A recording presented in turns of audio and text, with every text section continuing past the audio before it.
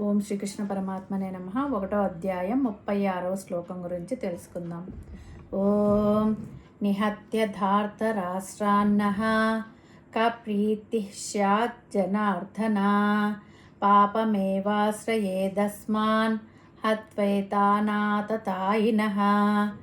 అంటే ఇది ఎలా పలకాలంటే నిహత్య ధార్తరాష్ట్రాన్ నః కప్రీతిః స్యాత్ జనార్దన పాపం ఏవ ఆశ్రయే తస్మాన్ హత్వా ఏతాన్ ఆతతాయినః.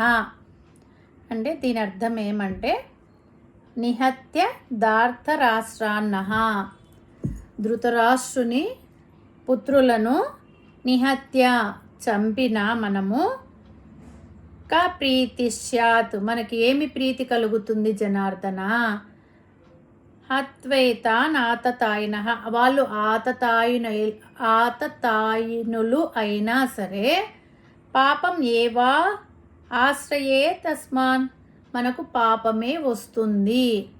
అంటే వాళ్ళు ఎంత దుర్మార్గులైనా కౌరవులు, వాళ్ళని చంపితే మనకేమి ప్రీతి కలుగుతుంది, వాళ్ళు ఆతతాయినులైనా సరే మనకు పాపమే వస్తుంది అని అర్జునుడు అంటున్నాడు. హరి ఓం తస్సత్.